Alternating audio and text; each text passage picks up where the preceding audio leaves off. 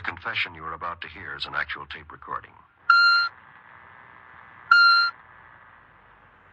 All right. Read the statement, please. Yes, sir. I make this confession of my own free will because it is true. There has not been any force or violence used upon my person to induce me to make these statements. Talk up a little more, please.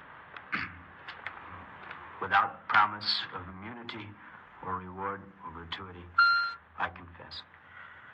You understand, of course, that your statement will be made public through the radio program Confession. I do. And that your name, for the purpose of this broadcast, will be Peter W. Greer. Yes. For what comfort you may find in so doing, you'll now be allowed to tell your story. If there's comfort for your listeners, it must lie in the fact that you've been apprehended. You understand all this? Yes, sir, I understand.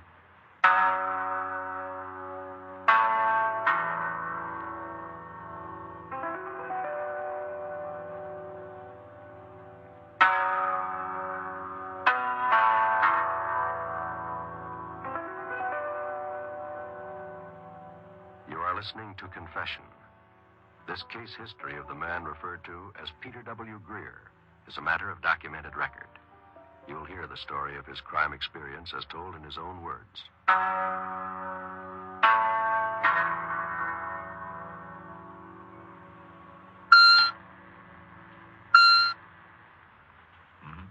ahead. Go ahead. That night, I just sweating. I didn't know what to do. I knew the cops would shoot me. If I stayed, they'd have me for murder. I didn't know what to do. Would you try and talk just a little slower, right into the microphone?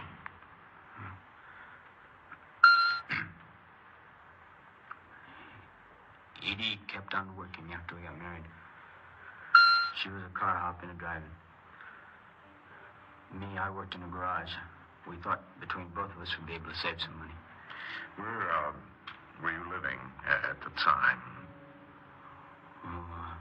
I met her in Phoenix. That's where I lived. After we got married, we moved to San Francisco. I never thought I'd marry anyone as beautiful as Edie.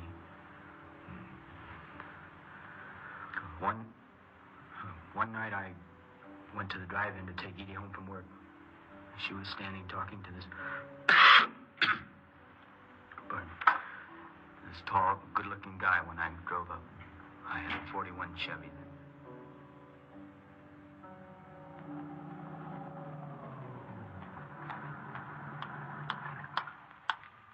I need to meet a friend of mine, Tony Adams. This is Pete. Hi, Pete.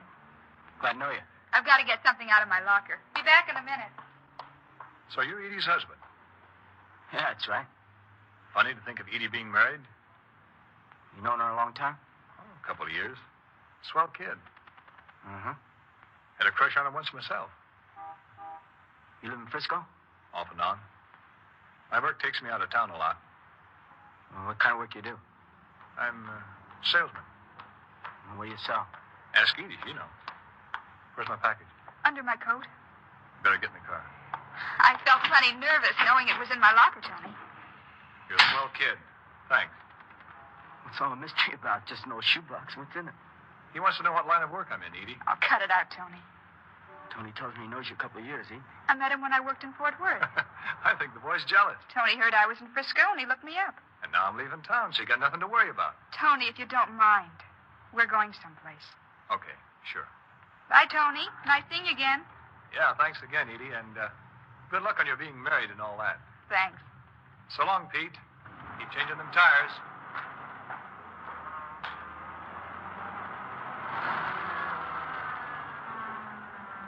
No, I don't like him. I don't like the way he looked at you. You're jealous, aren't you? I guess so. Just because I bump into an old friend? I had lots of friends before I met you. I don't know why. It kind of scared me. Scared you? Why? Like if he wanted, he could take you away from me. That's how he acted. Oh, Pete, you're crazy. What was in the package, Edie? I don't know. You said it made you nervous to have it in your locker. Forget it, Pete. I got an awful headache. You do know. Now, what was in it? I said forget it.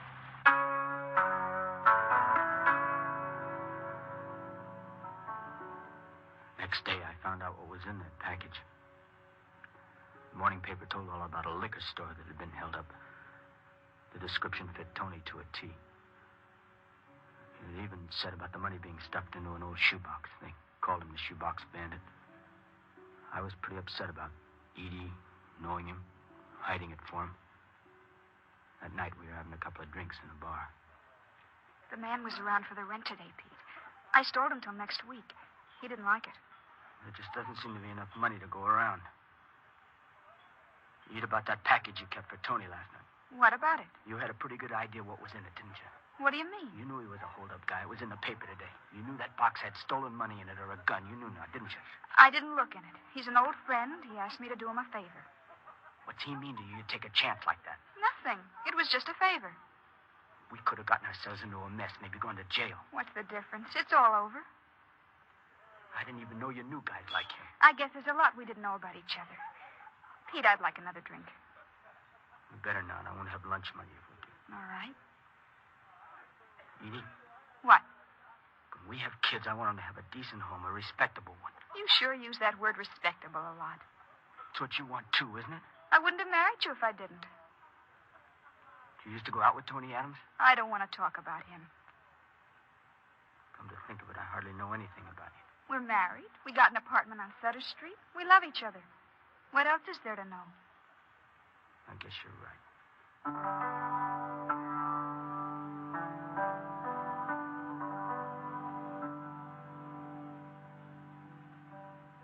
Well, things went along all right for a while. We were broke all the time, but I didn't mind. Every time we had a few bucks, Edie'd buy something on the installment plan. I guess we had a few quarrels about money like most married people, but we made up afterwards, and I forgot about it. I thought Edie did, too. But I found out different. One day I was doing a brake reline job, and somebody came over. It was Tony Adams. Hello, Pete. Oh, hi. When did you get back in town? Last week? How'd you find out where I work? Edie told me. Edie? I called her up. Did you tell you? No? I probably forgot. Yeah. Look, my boss don't go for these social calls. This isn't a social call. I don't get you. Edie tells me you could use some money. She didn't sound too happy about always being hard up. She tell you that? I thought maybe you'd like to pick up some extra cash. Doing what? It's good to know someone who works in a garage like this. I guess I'm dumb. I don't understand. It'd be easy for you to get me a car overnight. No, that's not for me. Sometimes I can use a man who can handle a car real good. Maybe I'm not making much money, but the cops aren't looking for me. It's a take-home pay that counts, kid. Not how you get it. You leave me and Edie alone, huh? We'll be okay. An old friend of the family like me? I'm staying at the Drummond Hotel. If you change your mind.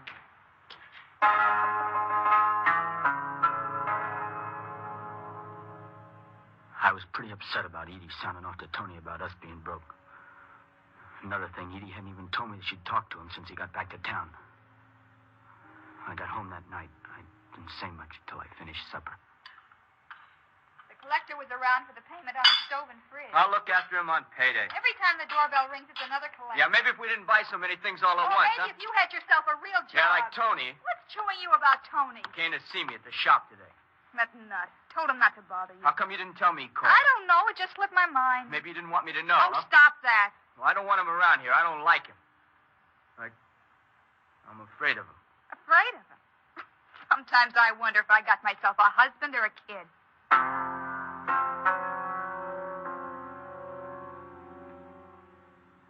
It was right after that something happened. I forgot all about Tony Adams.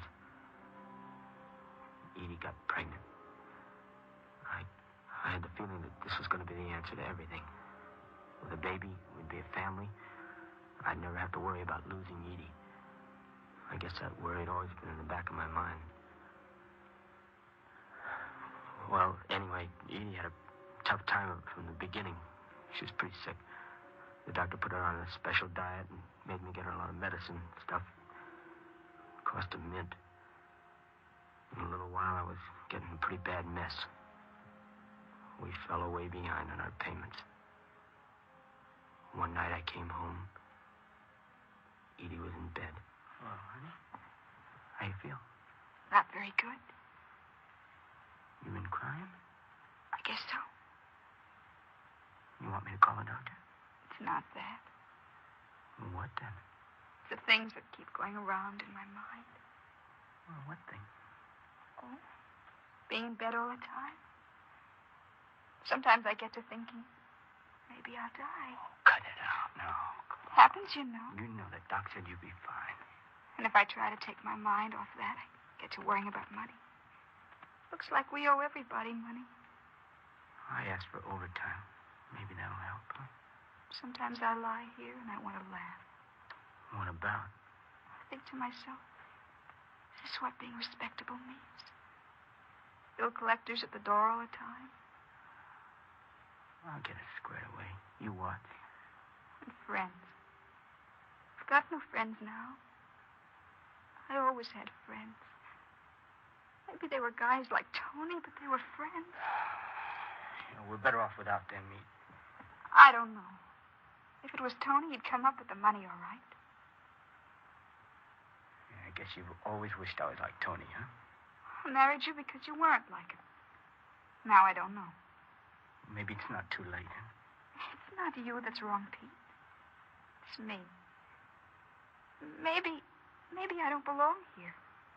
Tony said I should call him if I needed some money in a hurry. You're talking crazy, Pete. After the baby comes, everything will work out swell, huh? They won't even let me into the hospital unless we have the money. That's how they are now. I'll have the money by then. You say that all the time. Sometimes I wish you did have the nerve to... To what? Nothing. Get the money the way Tony does? Forget it. I don't feel good. I don't know what I'm saying. You want me to look up Tony? Do you?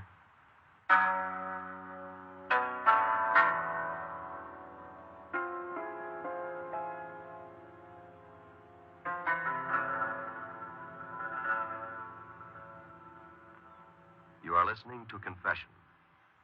Before continuing with the documented record of the young man referred to as Peter W. Greer, the National Broadcasting Company is honored to present Mr. Richard A. McGee, Director of Corrections, Department of Corrections, State of California. Mr. McGee. In the case we are hearing tonight, emotional immaturity and acute mental stress are combining to create a fertile field for criminal acts in a place where normally crime might never have grown. Unfortunately, many criminals in our institutions are the victims of just such mental and emotional adolescence. Under normal circumstances, time would help them to grow up into properly adjusted personalities. Improperly influenced, however, they are inclined to weaken to wrongdoing. Here is a young man being led into acts which instinctively he fears and hates because he is afraid to lose the approval of the woman he loves. What he does not realize is that the acts he is about to commit must ultimately destroy the very happiness and security he is striving to achieve. Thank you, Mr. McGee.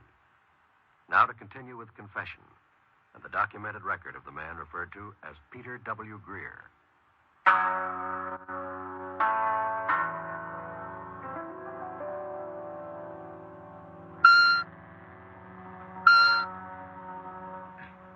right.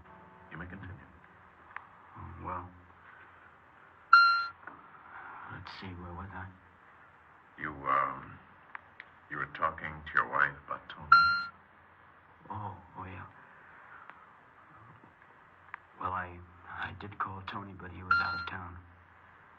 I was glad. About 3 months passed. And one night, Edie took real sick. We had to get her to the hospital in an ambulance. Baby was born dead. Would have been a boy. Broke me up pretty bad. Edie, too. I had to borrow some money from the finance company for the hospital bill and other stuff. The funeral and all that, you know. Sure.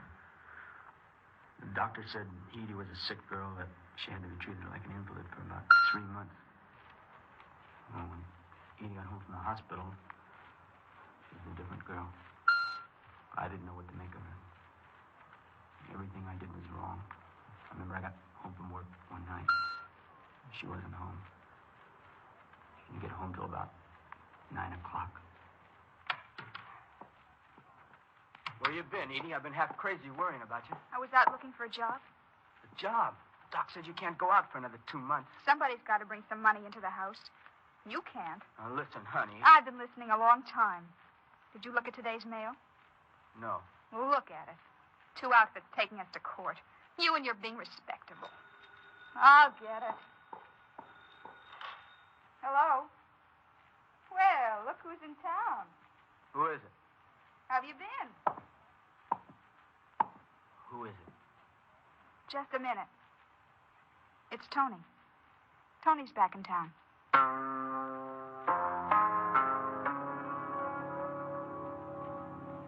I didn't see Tony for about a month after he hit town. In the meantime, things are getting pretty rough between Edie and me. The loan company had slapped an $8 a week garnishee on my wages. I had to tell Edie about it. She hit the ceiling. She talked about leaving me. I was afraid she would if something didn't happen real quick. About some money, I mean. I thought about getting in touch with Tony. He saved me the trouble.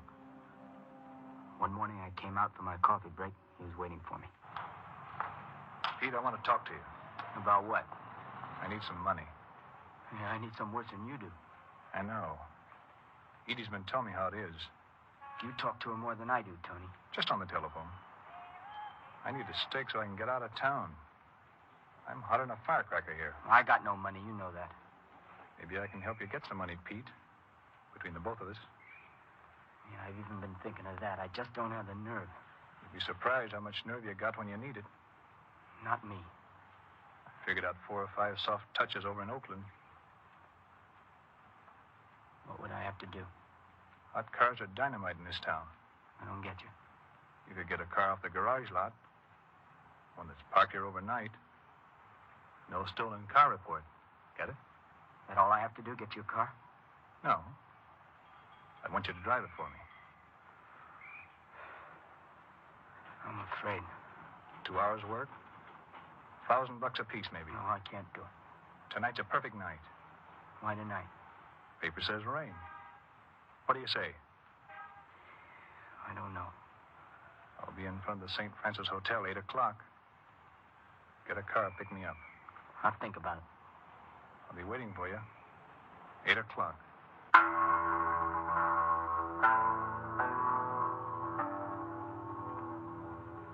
I remember I was in a daze the rest of that day. All I could think of was bringing Edie home $1,000. Even then, I mightn't have done it if it wasn't so easy to take a car off the lot. Before I really knew what I was doing, I picked Tony up and we'd driven across the bridge to Oakland. It was raining hard. Turn off here. Here.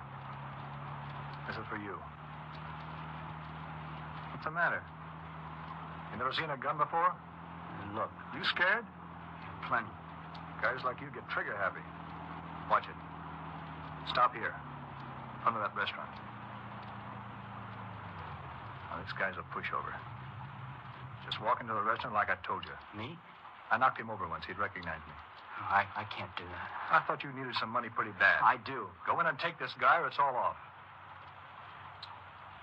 And drive back to Frisco, Pete. No, I'll go.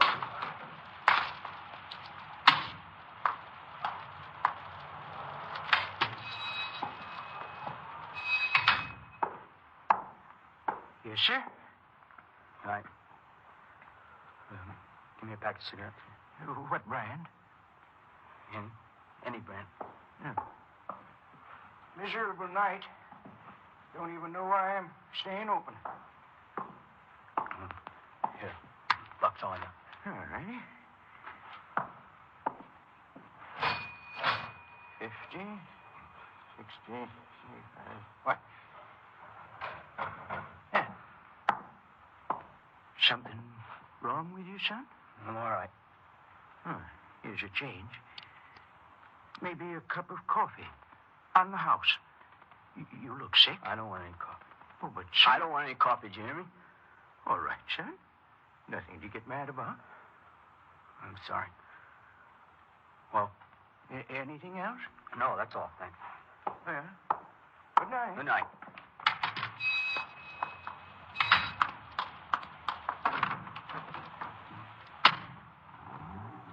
Why did it take you so long, Pete? It was like my feet were glued to the floor. I couldn't move. How much you get?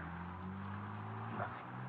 What do you mean, nothing? I couldn't do it. My hand, my gun in the pocket, it was shaking so bad I could have pulled the trigger without knowing it. I didn't want to kill him. You're about as yellow as they come, Pete. Well, I'm no good at this. Next spot, we'll go in together. I'll show you how it's done. I'm not quitting now.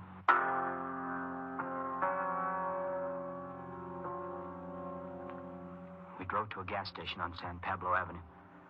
We pulled up to a pump, and Tony told the man to fill it up. Then he got out of the car and shoved his gun in the man's back and steered him into the office.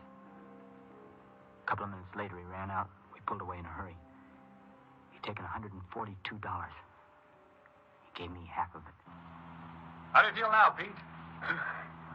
It was so fast, I couldn't believe it. What did he say when you took him into the office? Careful, mister. Don't hurt me. I'll give you the money, all I got. That's what he said. No, fool. What time is it? Oh, 10. Better get moving. I got a big date at 1 o'clock. With a friend of yours. Friend of mine. I was only kidding. Okay, Pete, pull into this next station. Back to work.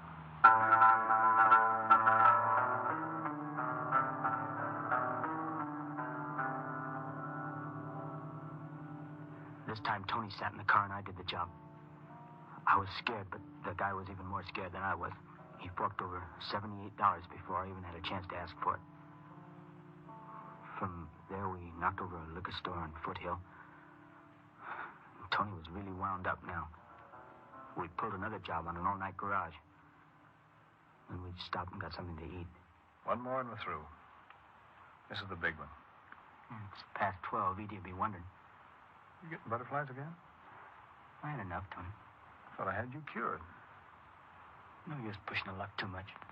Look, I got $365 now. This will help us out a lot. Oh, come on. Little Edie needs a bigger bankroll than that.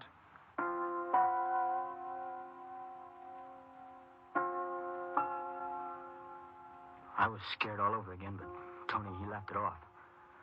We stopped the car across the street from a liquor store. This was a big one on a busy street. Peralta Street, I think. We work this together.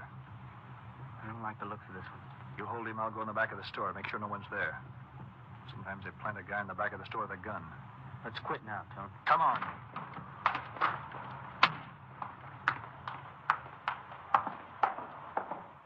What'll it be, fellas?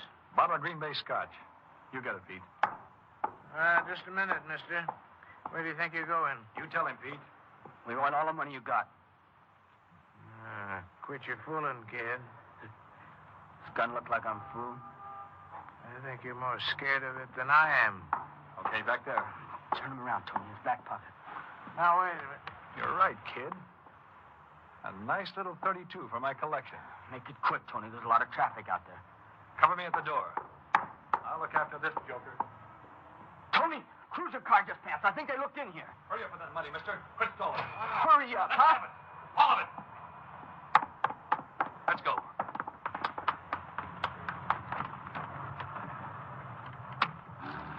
They saw us. I'm telling you, they saw us. Open her up. We could outrun them. Faster. There's another one coming toward us. They're blocking us off. Turn down the next street. I can't. I'm going too fast. Turn, I said. Turn.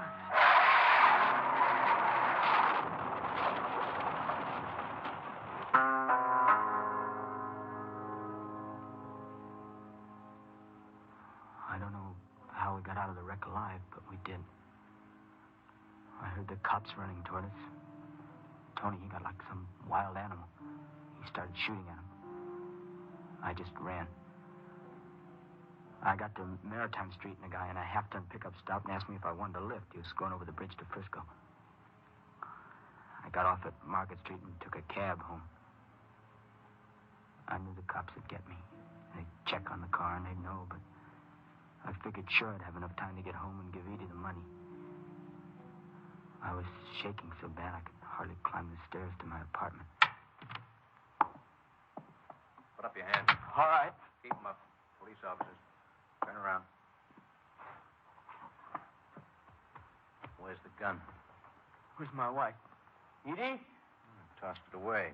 Now we'll find it. Quite a bankroll. It's my wife. Give it to me. You can put your hands down now. Thought I'd have enough time to see Edie. You might have at that if your partner hadn't told us where you lived. My partner. Sure. I guess he didn't want you getting away with anything as long as he couldn't. Some guys are like that. You mean he squealed? You can call it that. He told us about you just before he died. He dead? Let's go. Where's Edie? I gotta see her. She's not here. She left a note for you. Oh, let me see it, please. I better read it to you. Sure writes funny. Pete, it says, I'm checking out. We're wrong for each other. Maybe if the baby'd lived, but he didn't. You'll find out about it sooner or later, so I'll tell you myself. I'm going away with Tony. Tony?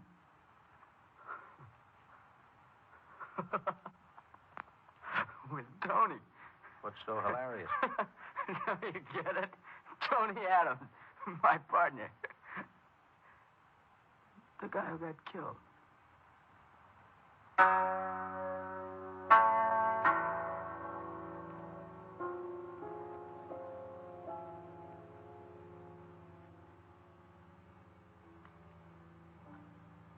You have just heard an actual confession. This case history of the man referred to as Peter W. Greer is a matter of documented record. To protect the legal rights of this man, names and places were changed or deleted. Technical advice for confession comes from the Office of the Director of Corrections, Department of Corrections, State of California. In a moment, you will again hear Peter W. Greer. Subject found guilty. Armed robbery, 5 counts. Sentence, 5 to life, CC. Committed to the custody of the Director of Corrections to be dealt with according to law. And assigned, California State Prison, Soledad. Psychiatrist's report.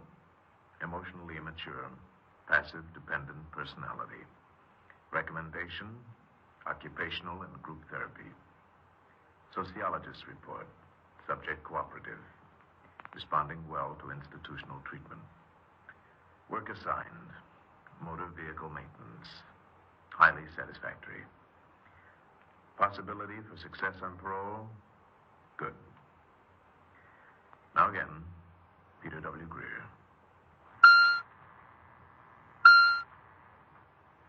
Well, that's the way it was, as near as I can remember.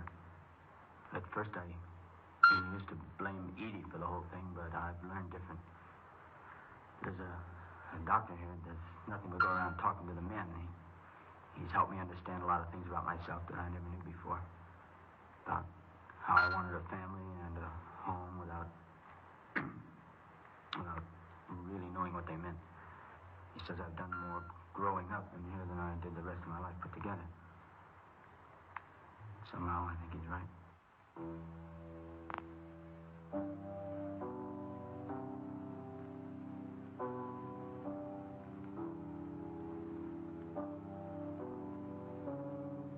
This has been Confession, transcribed statements of actual crimes.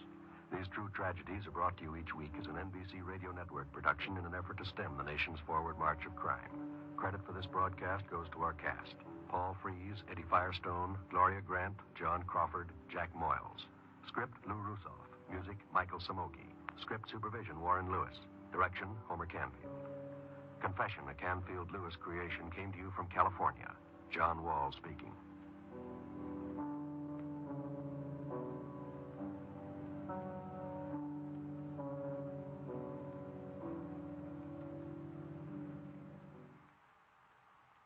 Transcribed. This is NBC, the national broadcasting company.